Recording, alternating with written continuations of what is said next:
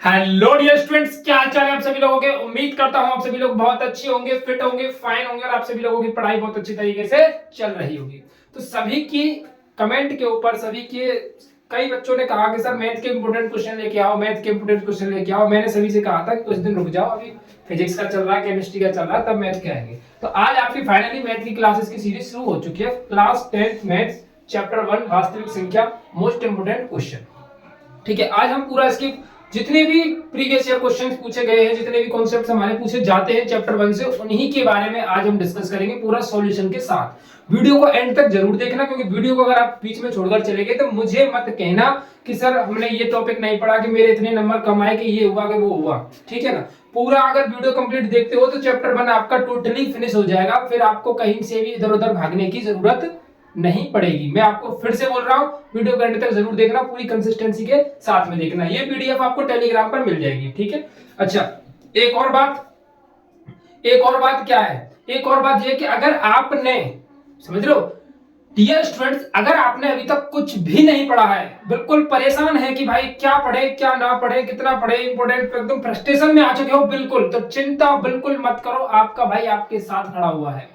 ये जो सीरीज है चैप्टर 1, चैप्टर 2, चैप्टर 3, चैप्टर 4 ऐसे ही पूरा कंप्लीट चलेगी। रिवीजन की भी आपकी चल रही है। ठीक है, ये जो सीरीज है आपकी पूरा कंप्लीट चलेगी। कमजोर छात्र जो बिल्कुल भी नहीं पढ़ा है वो भी इसको देखे और पूरा वीडियो को एंड तक देखे, समझ लो। इसमें आपके वो इंपोर्टेंट क्वेश्चन को डिस्कस करूंगा जो पेपर में 101% वही देखने को मिलेंगे। संख्या इधर उधर हो सकती है लेकिन पेपर में वही क्वेश्चन आपको देखने को मिलेगा। सो प्लीज वीडियो को जरूर देखना, एंड तक जरूर देखना इसको। ठीक है, तो शुरू करते हैं क्लास को आज की को। ठीक है, चलिए पहला क्वेश्चन है आपका, पहला क्वेश्चन चैप्टर 1 वास्तविक संख्या से। क्वेश्चन नंबर 1 क्या है, यदि 26 और 156 का लासा 156 हो तो मासा क्या होगा। इस तरीके के लासा मासा के क्वेश्चन पूछे जाते हैं। एक ऐसा क्वेश्चन ऑब्जेक्टिव टाइप में पूछा जाता है। किसमें? ऑब्जेक्टिव टाइप में। ऑब्जेक्टिव टाइप में ये क्वेश्चन आपसे पूछा जाता है, ज्यादातर तो ऑब्जेक्टिव टाइप में ही आता है। देखो सॉल्यूशन क्या होगा इसका। ठीक है, अगर जिस पर सॉल्यूशन आता है तो वीडियो को पॉज करो फटाफट से, अभी पॉज करो। ठीक है, वीडियो को पॉज करो और सॉल्व करो, फिर मैच करो कि आंसर सही आया कि नहीं आया। और कमेंट बॉक्स में इस तरीके से सभी के आंसर देंगे। क्वेश्चन 1 का आंसर क्या है, क्वेश्चन 2 का आंसर क्या है, इस तरीके से मुझे कमेंट बॉक्स में आंसर बताओ। चलिए, तो 26 और 156 का लासा कितना है? 156 है तो मासा क्या होगा? 156 है तो मासा क्या निकल कर आएगा इसका? देखो अगर हम माने कि ये क्या है, पहली संख्या है, ये क्या है, पहली संख्या है, ये क्या है, दूसरी संख्या है। कोई भी जल्दबाजी नहीं है, लास्ट में आपको बहुत जबरदस्ती एक मैजिक ट्रिक बता के जाऊंगा, एक मैजिक सा टॉपिक आपको बता करके जाऊंगा जिससे कि आप मैथ को अच्छी तरीके से हैंडल कर पाओगे। इतनी जबरदस्त टॉपिक और ट्रिक बता के जाऊंगा कि आप उस तरीके से फॉलो करते हो ना, तो मैं मजाक नहीं कर रहा हूँ, आप 90+ आसानी से स्कोर करोगे। कोई भी इजीली आप आसानी से स्कोर करोगे, क्योंकि अभी आपके पास बहुत समय है। ठीक है, समझ लो। लासा क्या दिया हुआ है? एलसीएम दिया हुआ है हमको 156, एलसीएम हमसे पूछा है। ठीक है, तो हमारा जो एक फॉर्मूला है, पहली संख्या हमारा क्या है, एक फॉर्मूला है, एक हमारा जो है फॉर्मूला है वो क्या है, पहली संख्या गुणा दूसरी संख्या गुणा दूसरी संख्या बराबर में एलसीएम गुणा एलसीएम। देखो ये क्वेश्चन जो है जरूरी नहीं है कि आपके पास यही आए।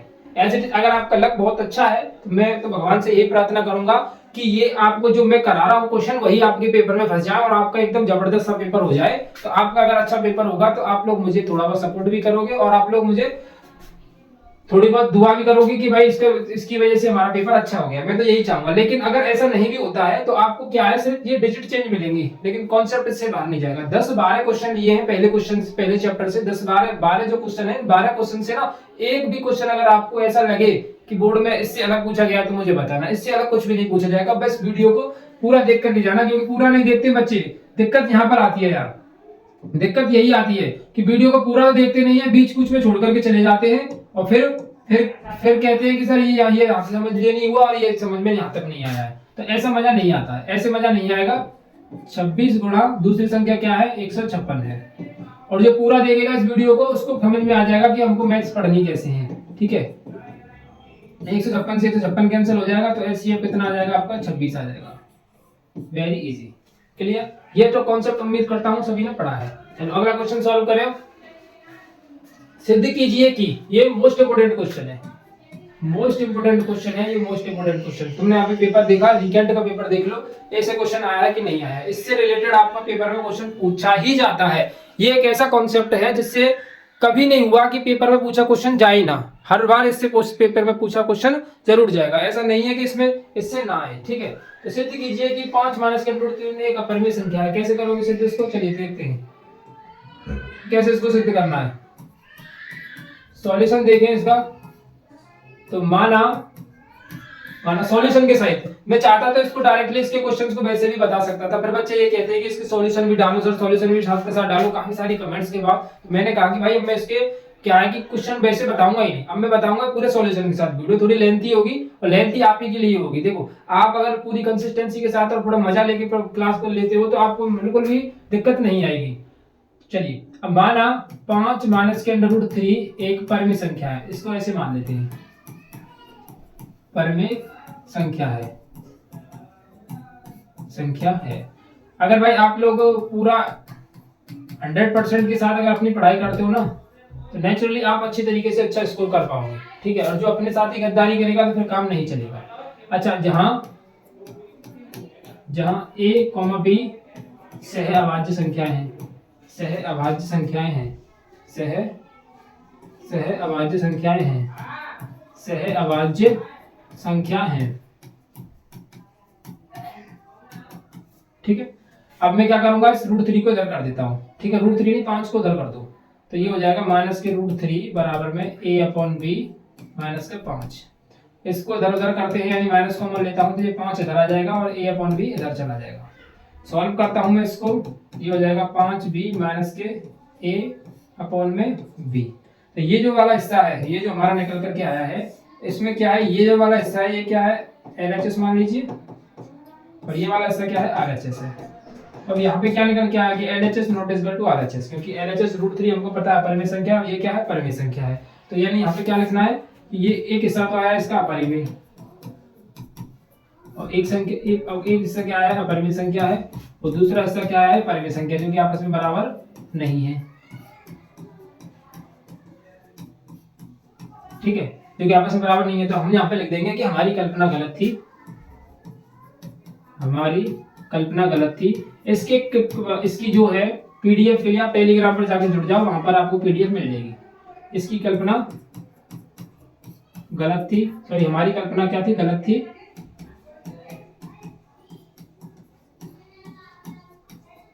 अपरिमेय संख्या होगी,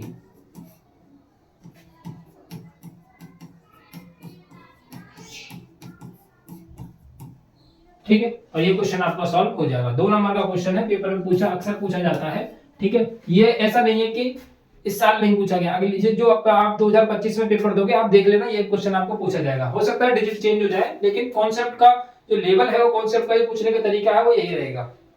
आई होप आपको समझ में आ गया। स्क्रीनशॉट लेना चाहो तो स्क्रीनशॉट ले सकते हो, ठीक है।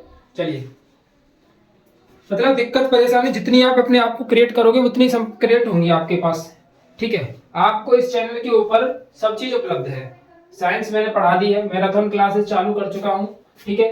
रिवीजन मैथ का चल रहा है, मोस्ट इंपोर्टेंट क्वेश्चंस की सीरीज लेके आया हूँ। मोस्ट इंपोर्टेंट को आपके लिए साइंस के भी लेकर के आया हूँ कि उनको पढ़ लो, उनके अलावा तुमको कुछ पढ़ने की जरूरत नहीं है। मतलब बच्चों को क्या चाहिए कि कुछ ऐसा बता दे कि वो पेपर में वही फंसे, तो मैंने आपको वो भी बता दिया। इनको मैं सॉल्यूशन आपको साथ में प्रोवाइड कर ही रहा हूँ। इंग्लिश वाले सर आपको इंग्लिश की चीजें दे रहे हैं, ठीक है। एसएसटी के इंपोर्टेंट क्वेश्चन दे दिए, उनके सॉल्यूशन भी आपको मैं 1-2 दिन के बाद मिल जाएंगे, ठीक है। और बताओ, हिंदी के लिए आपको मैंने बता दिया। मतलब एक चैनल, आप एक जो अब हमारा जो चैनल है, इस पर आपको सभी चीजें उपलब्ध है। अगर आप इधर उधर भागोगे, उधर उधर के कोई और चैनल देखो, वहां पर कोई वीडियो देखी, वहां पर इंपोर्टेंट की कोई वीडियो देखी, वहां पर देखा, तो आपको लाखों वीडियो है यूट्यूब के ऊपर, आप अपने आप को कंफ्यूज करोगे। अच्छी तरीके से बस एक चैनल को पढ़ो, अच्छी तरीके से पढ़ो, जो मैं पढ़ा रहा हूँ सिर्फ उस पर बिलीव करके मुझ पर थोड़ा बहुत ट्रस्ट तो आपको करना पड़ेगा। ट्रस्ट करके अपनी पढ़ाई आगे बढ़ाओ, देखो आपको खुद मतलब अपने आप में इंप्रूवमेंट देखने को मिल जाएगा, ठीक है। चलिए इसके सॉल्यूशन को देखते हैं। किन्हीं दो धनात्मक पूर्णांक a और b के लिए मासा और लासा क्या होंगे। किन्हीं दो धनात्मक पूर्णांक a और b के लिए मासा और लासा क्या निकल करके आएंगे। ये डिपेंड करता है आपके किन्हीं दो धनात्मक पूर्णांक के इनके मासा और लासा इनके नंबर के ऊपर डिपेंड करता है कि इनके धनात्मक पूर्णांक a और b के लिए मासा और लासा क्या होंगे, तो इनकी जो वैल्यूज होंगी हमारे पास में, इनकी जो वैल्यूज होंगी वो हमारे ऊपर डिपेंड करेंगे कि धनात्मक पूर्णांक ए और बी के लिए मासा लासा क्या होंगे। अगर मैं लासा की बात करूं, लासा क्या होगा, लासा अगर हम कह सकते हैं तो ए गुणा बी होगा, लासा क्या होगा, ए गुणा बी होगा। ठीक है, अगर मासा निकालेंगे तो मासा क्या निकल के आएगा, मासा क्या निकल के आएगा, दो संख्याओं का गुणनफल डिवाइडेड बाय लासा। इस तरीके से सॉल्व करना, अगर ऐसे करके सॉल्व करना चाहो, नहीं अन्यथा इसका क्या होगा कि आपके लिए तो धनात्मक पूर्णांक उपस्थित होने चाहिए, ए और बी कौन सी संख्याएं हैं, उसके बाद में उसके लासा मासा निकालोगे। ये एक ऑब्जेक्टिव टाइप क्वेश्चन है जिसके ऑब्जेक्टिव होने चाहिए थे आपके लिए। ठीक है, ऑब्जेक्टिव होंगे तब इसको आप सॉल्व करोगे लेट करके। ठीक है, तो ये इस तरीके का क्वेश्चन है। अगर लासा जाओगे तो इसका मल्टीप्लाई कर सकते हैं। ठीक है, अब जैसे मान के चलो हमने दो धनात्मक पूर्णांक में इसमें ले लिया 10 को ले लिया और इसमें ले लिया 20 को ले लिया। अब ये 10 और 20 है, तो लासा निकालोगे तो क्या निकल के आएगा, इनका एलसीएम लोगे 10 और 20, सॉल्व करोगे, फिर एचसीएफ निकालोगे, फिर से सॉल्व करोगे, फिर जो वैल्यू निकल के आएगी वो। अब ए और बी जो 10 सिर्फ ओनली धनात्मक पूर्णांक के बारे में इंफॉर्मेशन है, तो इसका इस तरीके से सॉल्यूशन देना पॉसिबल नहीं है। ऑब्जेक्टिव टाइप होता, ऑब्जेक्शन होते इसके तो सॉल्यूशन देते, लेकिन इस तरीके का क्वेश्चन पूछा गया है इसलिए मैंने इस क्वेश्चन को इसके अंदर डाला हुआ है। ठीक है, तो ये सिर्फ एक माइंडसेट के ऊपर मैंने दिया था, लेकिन मैं इसको देने वाला नहीं था। आप चाहो तो इसको इग्नोर भी कर सकते हो, लेकिन अगर ऐसा कोई क्वेश्चन आता है तो इसके जो ऑब्जेक्टिव टाइप ऑप्शन जो दिए होंगे ना, आप उनको देख करके सॉल्व करोगे इस क्वेश्चन को। ठीक है ना, चलिए अगला बताओ, एक शून्यतर परिमेय संख्या, ये इंपोर्टेंट क्वेश्चन है, ये इंपोर्टेंट क्वेश्चन है आपके 2024 के एग्जाम के अंदर पूछा गया क्या, प्रैक्टिस सेट मॉडल पेपर का था जो यूपीएमएसपी ने रिलीज किया था, जो यूपीएमएसपी ने रिलीज किया था। और इंपोर्टेंट क्वेश्चन है ये कि एक शून्यतर परिमेय संख्या एवं परिमेय संख्या का गुणनफल क्या होगा। इसके ऑप्शन दिए हुए हैं, परिमेय, ऑप्शन बी है अपरिमेय, ऑप्शन सी है दोनों, नन ऑफ दीज। 1 2 3 4 चार ऑप्शन दिए हैं। तो एक शून्यतर परिमेय संख्या और एक अपरिमेय संख्या का गुणनफल हमेशा क्या होता है, इसको रट्टा मान लो क्या होता है, ये अपरिमेय संख्या होता है। अगर ये क्वेश्चन आएगा तो डिक्टो एज इट इज यही आएगा, अन्यथा ये क्वेश्चन नहीं आएगा आपके लिए। ठीक है, चलो अब इसको ये देखो, इंपोर्टेंट क्वेश्चन है, पेपर में पूछा गया था, पेपर में पूछा गया था ये क्वेश्चन। ठीक है, अभाज्य गुणनफल, क्योंकि ये हमारे एनसीईआरटी के बेस का क्वेश्चन है और पेपर में पूछा गया, प्रीवियस ईयर क्वेश्चन है। ठीक है, मैंने इनके क्यों क्वेश्चन है कौन कौन सी ईयर में पूछे गए वो नहीं लिखे हैं। अगर आपको इस तरीके से बिलीव नहीं है तो आप एनसीईआरटी को उठा करके या फिर अपने प्रीवियस ईयर पेपर उठा करके या कोई भी क्वेश्चन बैंक उठा करके चेक कर सकते हो। मैं एकदम रिलीफ में आपको आराम से बोल सकता हूँ, मुझे कोई समस्या नहीं है। आप आराम से चेक कीजिए, धड़क होकर चेक कीजिए, आपको ये क्वेश्चन प्रीवियस ईयर के आराम से देखने को मिल जाएंगे। ठीक है ना, इतना तो बिलीव आपको रखना पड़ेगा मुझ पर और अपने आप पर। अपने आप पर इस तरीके से बिलीव रखना पड़ेगा कि मैं कर सकता हूँ, मुझ पर इस तरीके से बिलीव रखना पड़ेगा कि ये जो मैं पढ़ा रहा हूँ, ये जो सामने बंदा है, ये जो पढ़ा रहा है, एकदम इसके ऊपर डिपेंडेंट होकर के हाँ ये जो पढ़ाएगा वो मैं वही पढ़ूंगा और अच्छी तरीके से पढ़ाऊंगा। फिर देखो अपना रिजल्ट। ठीक है, फिर देखो अपना रिजल्ट। बस संख्या 156 का अभाज्य गुणनफल क्या होता है। ठीक है, देखो अभाज्य गुणनफल कैसे निकालते हैं, इस तरीके से 2 7 14 2 8 16 2 9 18 3 1 3 3 3 9 13 1 13। अभाज्य गुणनफल रूप क्या होता है, 2 गुणा 2 गुणा 3 गुणा 13 ये होता है। अब इसको अभाज्य गुणनफल और थोड़ा अच्छे तरीके से लिखें तो देखो ये 2 की पावर 1 2 की पावर 1 तो ये हो जाएगा 2 की पावर 2 गुणा 3 गुणा 13, ये हो गया आपका आंसर। 2 की पावर 2 गुणा 3 गुणा 13, ये आपका क्या निकल करके आ जाएगा, आंसर निकल करके आ जाएगा। ठीक है, अब एक क्वेश्चन और इसके अंदर पूछा जाता है जो नॉर्मली मैंने कई पेपर्स में देखा है, कई प्रीवियस ईयर पेपर में देखा है, वो ये पूछा है कि संख्या 156 की अभाज्य गुणनखंड क्या होगा तथा इसकी घातों का योगफल क्या होगा। एक और क्वेश्चन इसके अंदर पूछा जाता है, इसको मैं यही डिस्कस करना चाहता हूँ, घातों का योगफल क्या होगा। यानी आपके अंदर ना एक भी क्वेश्चन और एक भी इस तरीके का चीज नहीं छोड़ूंगा कि मैं आप उससे चूक जाओ, आप उससे रह जाओ और पेपर में वो पूछ लिया जाए, कुछ भी नहीं छोड़ूंगा। पेपर जिस दिन देख के आओ ना तो पूरी वीडियोस को देख लेना और मैं जो पेपर का क्वेश्चन कराया हूं उनको आप स्क्रीनशॉट रख लो और फिर जब देखो, जब पेपर दे आओ, जब पेपर दो तब आप देख लेना। अगर इनमें से पेपर ना फंसे तो अनसब्सक्राइब मार देना चैनल को, पेपर को तो यही आएगा, देख लेना। घातों का योगफल क्या होता है, देखो 2 ये है, 1 इसके ऊपर है और 1 इसके ऊपर है, कुछ नहीं होता तो 1 मानते हैं इस पर, 2 और 1 3 और 1 4, तो घातों का योगफल कितना हो जाएगा, 4 हो जाएगा। ये भी एक आंसर क्वेश्चन है जो पूछा जाता है इस तरीके से पैटर्न पर। ठीक है, चलो नेक्स्ट क्वेश्चन के ऊपर बात करूंगा। और देखो इस तरीके का भी क्वेश्चन, एक तो माइनस वाला था और एक इस तरीके का क्वेश्चन है। इसकी तो थोड़ी जो लेंथ है क्वेश्चन की पूछे जाने की, सॉल्व करने की, वो थोड़ी लंबी है। ठीक है, क्वेश्चन वही है, क्वेश्चन का पैटर्न वही है, तरीका वही है, थोड़ी लेंथ लंबी है इसकी। ठीक है, करना कैसे है उसको देखते हैं। सिद्ध कीजिए कि √3 एक अपरिमेय संख्या है। तो हम लिख लेंगे माना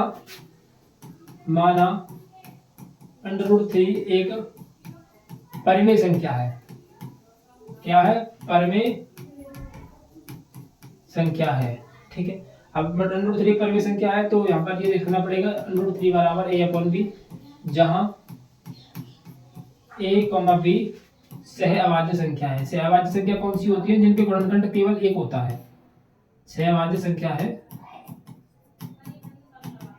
ठीक है, तो दोनों तरफ क्या लिखेंगे? अब दोनों तरफ वर्ग करने पर, दोनों तरफ वर्ग करने पर, दोनों तरफ वर्ग करने पर √3 का स्क्वायर कर लेंगे और a/b का भी स्क्वायर हम कर लेंगे। ये हो जाएगा 3 और ये हो जाएगा a²/b²। अब देखो इसका मल्टीप्लाई, इसको सॉल्व करते हैं तो b² बराबर आ जाएगा a²/3। इसको मान लेंगे इक्वेशन नंबर फर्स्ट। अब जहां देखो क्या है, 3 का भाग a में दिया जा रहा है, तो ठीक है, तो यहां लिखेंगे हम जहां। इसको ज्यादा डीप में जाने के लिए कि सर ये यहाँ से समझ में नहीं आया, इस तरीके की कोई कमेंट मत करो। और ठीक है, तो ये सर यहाँ से समझ में नहीं आया या फिर इस तरीके से सॉल्यूशन कैसे होगा, तो अगर इसको पूरा कंप्लीटली समझना है तो चैप्टर 1 के ऊपर पूरा वीडियो है, पूरा समझाया हुआ है कि √3 को कैसे सॉल्व करते हैं, क्या करते हैं, तो आप उसको जाकर के देख लो, तो वहां पर और ज्यादा अच्छी तरीके से समझ में आ जाएगा। यहाँ पर मैं आपको कुछ सिर्फ सॉल्यूशन बता के दे रहा हूँ उसका। ठीक है, तो यहाँ पर मैं ये लिखूंगा जहां a3 का गुणज है, a3 का गुणज है, a3 का गुणज है, अतः a बराबर हम मान लेंगे इस जगह पर 3c। c क्या है? c क्या है? 0 को छोड़कर कोई भी एक वैल्यू है। 1 2 3 4 5 6 इस तरीके से प्राकृतिक संख्या, पूर्ण संख्या है। ठीक है, ऐसे 1 2 3 4 dot dot dot 5 dot dot dot इस तरीके से लिख सकते हो। तो अब मैं यहाँ पर लिखूंगा b² बराबर a की जगह पर मैं 3c का स्क्वायर अपॉन में 3c के स्क्वायर को जब मैं खोलता हूँ तो 3c का स्क्वायर खोलते हैं हम जब, तो क्या निकल के आता है? 9c² upon 3। 3 से 3 कैंसिल हो जाएगा तो b² बराबर हो जाएगा 3c² और ये इसके डिवाइड में, तो c² बराबर हो जाएगा b²/3। ये हो जाएगा समीकरण नंबर 2। ठीक है, हो जाएगा समीकरण नंबर 2। अब यहाँ पर भी a²/3 आया था, यहाँ पर भी b²/3 आया था, मैं लिख दूंगा अतः b भी 3 का गुणज है, अतः b भी 3 का गुणज है। b भी क्या है? 3 का गुणज है। अब मैं लिखूंगा यहाँ पर अतः हमारी कल्पना गलत थी, हमारी कल्पना गलत थी, हमारी कल्पना गलत थी। √3 एक अपरिमेय संख्या है। अब इस तरीके का कोई भी क्वेश्चन आपको आता है, ठीक है, इस तरीके का √3 की जगह पर √5 आ जाए, √11 आ जाए, √7 आ जाए, √2 आ जाए, ऐसा कोई भी अगर आपके पास क्वेश्चन आता है तो स्ट्रक्चर सब यही रहेगा, सिर्फ डिजिट चेंज होती चली जाएगी। यहाँ 3 है तो यहाँ 5 आ जाएगा, 2 है तो 2 आता चले जाएगा। सॉल्यूशन इस तरीके से ही इसका रहने वाला है। ठीक है, चलो अब देखो, वह बड़ी से बड़ी संख्या जिसमें 125 और 70 को विभाजित करने पर क्षेत्रफल ले शेषफल कम से कम 5 और 8 प्राप्त होता है। यहाँ पर शेषफल होना चाहिए था इसका। चलो इसको करता हूं मैं खत्म। ठीक है, करने पर शेषफल कम से शेषफल 8 और 5 प्राप्त होते हैं। शेषफल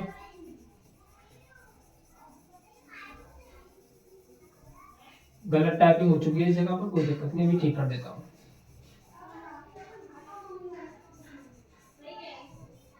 ठीक है, अब देखो शेषफल क्रमशः 8 और 5 प्राप्त होते हैं, 8 और 5 प्राप्त होते हैं। इस तरीके का क्वेश्चन बेसिकली 2 साल 3 साल से नहीं पूछा गया है। ठीक है, इस तरीके का क्वेश्चन बेसिकली 2 साल से नहीं पूछा गया है। अब ये जरूरी नहीं है कि 2 साल से नहीं पूछा गया तो पेपर में नहीं पूछा जाएगा।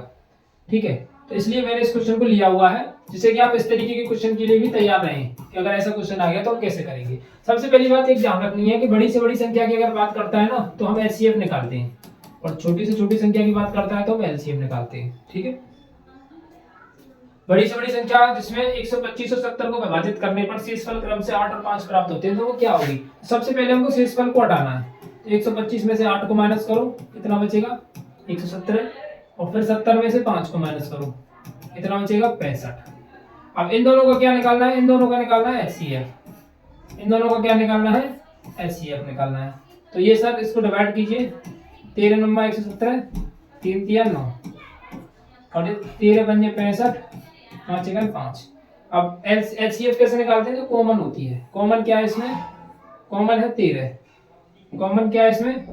कॉमन क्या है इसमें? 13 है। तो हमारा एचसीएफ क्या हो जाएगा? हमारा एचसीएफ हो जाएगा इसके अंदर 13, और ये जो संख्या निकल करके आएगी वो क्या हो जाएगी? हमारी 13 हो जाएगी।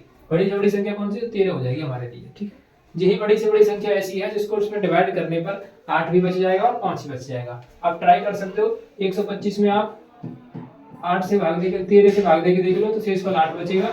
कितना बचेगा? शेषफल 8 बचेगा।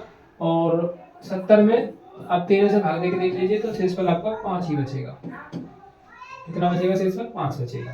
ठीक है, चलिए अगला क्वेश्चन देखें। अभाज्य गुणनखंडों की घातों का योगफल क्या होगा? ये हम डिस्कस कर चुके हैं। डू इट करना है आपको और बताना है मुझे कमेंट में। कैसे बताओगे? उम्मीद करता हूँ आप सभी लोग यहाँ तक सभी वीडियो को देख चुके हो, और देख चुके हो तो समझ लीजिए आपका पहला चैप्टर कंप्लीट होने वाला है। घातों का योगफल कैसे बताओगे? आपको लिखना है क्वेश्चन नंबर 8, फिर लिखना है आंसर, फिर लिखना है इसका जो भी आंसर आए उसको यहाँ पर लिख के मुझे सेंड करना, और देखता हूँ मैं कितने बच्चों का आंसर सही है। ठीक है, चलिए अगले क्वेश्चन का जवाब दो। ये इंपॉर्टेंट क्वेश्चन है सर, ये पेपर में पूछा गया पिछले साल 2024 के रिकैप पेपर में पूछा गया है। जांच कीजिए कि क्या किसी प्राकृतिक संख्या के लिए 6 की पावर n अंक 0 पर समाप्त हो सकती है। बहुत अच्छा क्वेश्चन है। देखो करने के तरीके इसके 2-3 हो सकते हैं, पर मैं आपको वो तरीका बताऊंगा जो आपको आसानी से समझ में आ जाए। भाई ऐसा ही तरीका डिस्कस किया जाए तो ज्यादा बेहतर है, क्योंकि बच्चा हमारा जो है पेपर को करके आना चाहिए। टैलेंट की हमें को वहां पर कोई पैरामीटर नहीं लगा हुआ है कि हमारा बच्चा एक क्वेश्चन करने के लिए 3 तरीके जानता है तो भाई इसको थोड़ा ज्यादा नंबर दो, इसका कोई मैटर नहीं है। 3 घंटे के अंदर तुम कितना अच्छा कर पाए हो, क्वेश्चन को सॉल्व कर पाए कि नहीं कर पाए, ये ज्यादा मैटर करता है। तो हमको वो तरीका अच्छे से आ जाना चाहिए जिससे क्वेश्चन सॉल्व हो जाए। तो हम ऐसा ही कोई तरीका लगाने की कोशिश करते हैं। तो देखो हमको दिया क्या है 6 की पावर n, ठीक है, और पूछा क्या है हमसे, क्या 6 की पावर n अंक 0 पर समाप्त होती है? क्या 6 की पावर n अंक 0 पर समाप्त होती है? अंक 0 पर समाप्त होती है, समाप्त होती है। तो हम यहाँ पे लिख देंगे माना n क्या थी जगह पर? वास्तविक संख्या थी। n क्या है? नेचुरल नंबर इस जगह पर। तो हम लिख देंगे n बराबर 1 2 3 4 5 6 डॉट इस तरीके से हमने लिख दिया। हमने मान लिया 6 की पावर n, क्योंकि हमको दिया हुआ है 6 की पावर n, तो हम एक एक करके पुट करें वैल्यूज को। तो n का मान रखने पर तो हमने लिख दिया 6 की पावर 1, 6 की पावर 2, 6 की पावर 3 डॉट डॉट डॉट ऐसे ही 6 की पावर n तक चलिए हम। अब हमने देखा कि 6 की पावर n को सॉल्व करते हैं तो 6 आता है, 6 की पावर 2 को सॉल्व करते हैं तो 36 आता है, 6 की पावर 3 को सॉल्व करते हैं तो 6 into 6 into 6 कितना आता है? 216 आएगा। अगर 4 को सॉल्व करें तो 6 into 6 into 6 into 6 1296 आएगा। तो हमने देखा कि ये जो अंक जो है, ये जो अंक है,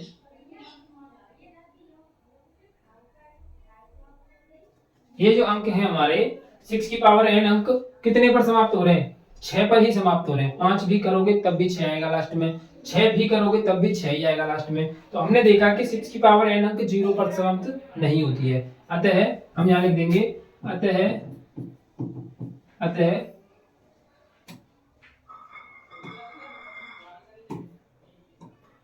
6 की पावर n अंक 0 पर समाप्त नहीं होती है। अब बताओ इससे ज्यादा आसान मैं अब आपको कौन सी लैंग्वेज में सिखा सकता हूँ? 0 पर समाप्त नहीं होती है। ठीक है, और ये आपका क्वेश्चन का सॉल्यूशन हो गया। बस बहुत ही ज्यादा सिंपल और इजी वे में है। ठीक है, बताओ मजा आ रहा है कि नहीं? ठीक है, बहुत आराम से सिंपल क्वेश्चन को सॉल्व करा रहा हूँ पूरी एनर्जी के साथ, इस तरीके से कि ये हुआ फलान हुआ ढिकान हुआ, ये नहीं, आराम आराम से करा रहा हूँ। मुझे पता है हमारे बच्चे थोड़े से वीक, वो बच्चे भी इस वीडियो को देख रहे हैं जो थोड़े वीक हैं। अच्छा, ये क्वेश्चन भी बहुत अच्छा क्वेश्चन है भाई, प्रीवियस ईयर पेपर में पीछे पूछा गया क्वेश्चन है, आप जाकर के चेक कर सकते हो। मैं इसके एक कांसेप्ट क्लियर कर देता हूँ, दूसरा आप कर सकते हो, ठीक है। अच्छा जी, चलिए सर तो डिस्कस करते हैं इसके बारे में। जैसे कि हमने किया 7 गुणा 11 गुणा 13 प्लस के 13। अब इसमें कहा गया कि भाज्य संख्या क्यों है, तो हमको पता है भाज्य और अभाज्य क्या होती है, भाज्य संख्या कौन सी होती है और अभाज्य संख्या क्यों कौन सी होती है। अभाज्य संख्या कौन सी होती है, भाज्य संख्या कौन सी होती है। अभाज्य संख्या भी होती है जिनके सिर्फ 2 फैक्टर्स होते हैं, only 2 factors, only 2 factors. 2 factors मतलब या तो उसमें 1 से डिवाइड जाएगा या फिर इसमें स्वयं से डिवाइड जाएगा, ठीक है। जैसे कि हमारी 2 में 1 से भाग जा सकता है ओनली और 2 से भाग जा सकता है। 3 में 1 से भाग जा सकता है, 3 से भाग जा सकता है। 5 में 1 से भाग जाएगा ओनली, 5 से भाग जाएगा। 7 में 1 से भाग जाएगा और 7 से भाग जाएगा। ये ऐसी संख्याएं हैं जो कि अभाज्य संख्याएं हैं, इनमें सिर्फ 1 से डिवाइड जा सकता है और अपने आप से जा सकता है। और भाज्य संख्या कौन सी होती है, जिनके more than 2 factors, more than 2 factors, 2 से अधिक फैक्टर, मोर देन 2 फैक्टर्स। कैसे, जैसे मैंने लिया 4 को, तो 4 में देखो 1 से भी डिवाइड जाएगा, 4 से भी चला जाएगा, 2 से भी चला जाएगा, 2 से ज्यादा फैक्टर है 3 है। जैसे मैं बात करूं 8 की, तो 8 में 1 मिनट, ठीक है। अब 8 की बात करूं मैं, तो 8 में कितने से जाएगा, 8 में सब देखो 1 से भी जा रहा है, 8 से भी डिवाइड जाएगा, 4 से भी जाएगा, 2 से भी जाएगा। तो कितने ज्यादा फैक्टर है, इसके सिर्फ ओनली 2 फैक्टर से 1 और 2, यानी 2 ही ऐसी चीज थी जिनके गुणनखंड बन सकते हैं, इसके 4 गुणनखंड। तो ये भाज्य संख्या है। अब ऐसे ही हमको इसको दिखाना है, ठीक है। देखो हम इसका सॉल्यूशन देखते हैं तो क्या करना होगा, जैसे हम मान के चलो इसमें 13 कॉमन ले लेते हैं, तो 7 गुणा 11 गुणा 1 प्लस का 1 बचेगा, 13 11 7 77 प्लस के 1 13, ये हो जाएगा 78। अब देखो 13 क्या है, 13 है आपकी अभाज्य संख्या, क्या है अभाज्य, और ये क्या है आपकी भाज्य है। हम इन दोनों का गुणा कर रहे हैं, अभाज्य गुणा भाज्य कर रहे हैं। तो अभाज्य गुणा भाज्य करते हैं तो क्या मिलता है, तो हमने देखा कि अभाज्य गुणा भाज्य करने पर हमको क्या मिलता है, भाज्य मिलता है। सर क्यों, इसको थोड़ा सा प्रूफ करके दिखा देते हैं, ठीक है।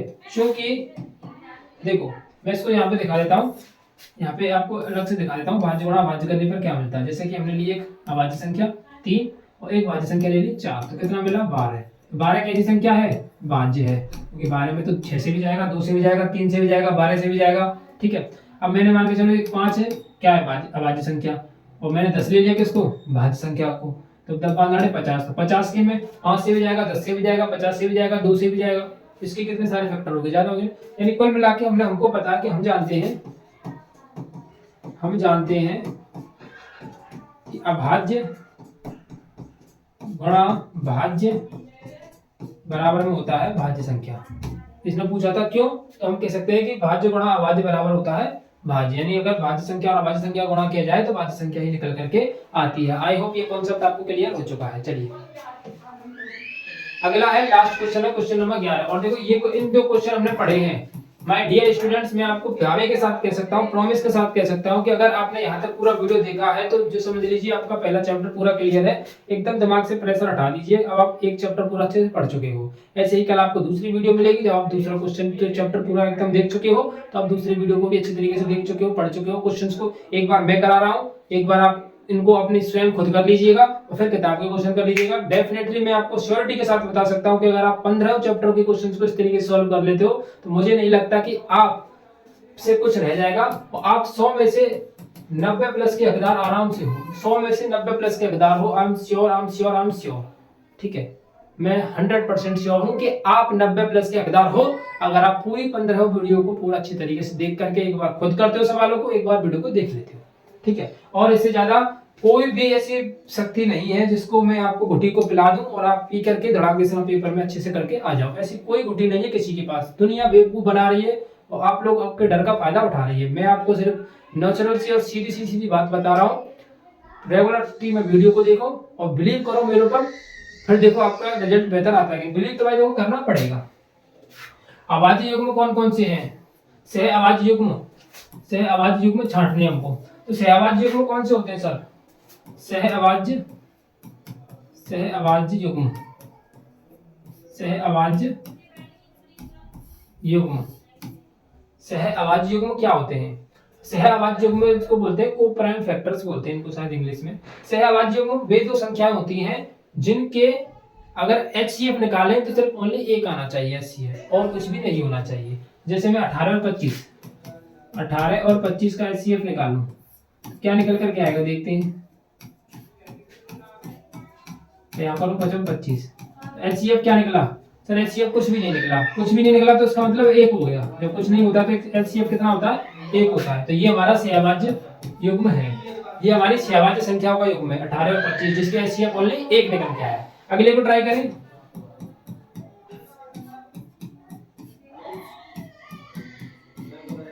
HCF कितना निकलेगा? 5। इसका तो 5 निकल करके आएगा, एक नहीं निकल के आएगा। ये सहवाज्य युग्म नहीं है। सहवाज्य युग्म वे होते हैं जिनका HCF कुछ भी नहीं निकलता है, यानी कि एक मान लेते हैं उसको। ठीक है, तो ये हुई आपकी चैप्टर नंबर 1 की महान कथा शुरू। इसका हो चुका है एंड। वास्तविक संख्या के ये क्वेश्चन जो थे, उम्मीद करता हूँ आप सभी लोगों ने पूरा देखा है। अगर पूरा देखा है तो ये आपके लिए ही बेनिफिशियल है। अच्छा, इसके लिए इसकी जो सीरीज है उसको आप दोस्तों के साथ भी शेयर करो, क्योंकि धीरे धीरे आपको सभी वीडियोस मिलेंगे और आप एकदम तरोताजा अच्छी तरीके से एकदम पढ़ाई को महसूस करोगे कि हाँ मैं कुछ सीख रहा हूँ। क्योंकि इनके बाद आपको कुछ भी नहीं बचा है, समझ रहे हो? इसके बाद आपको कुछ नहीं बचा जो पढ़ना है, और फिर आप जो चाहो वो कर सकते हो। इधर उधर भटकना चाहो तो भटक भी सकते हो, भी आपके पास इतना भी समय है कि आप भटकना चाहो 1-2 महीने इधर उधर घुमाना चाहो तो घुमा सकते हो। लेकिन अगर आप अच्छे से पढ़ सकते हो तो चैनल को ज्वाइन कर लो, सब्सक्राइब कर लो, वीडियो को शेयर मार दो, वीडियो को लाइक कर दो, थोड़ा बहुत सपोर्ट मुझे भी, क्योंकि ये सब कुछ तो आप ही के लिए है। मेरे लिए तो आपको सिर्फ इतना करना है, चैनल को सब्सक्राइब कर देना और शेयर भी कर देना। चलिए तो मिलते हैं अगली वीडियो के साथ में, चैप्टर नंबर 2 के साथ में।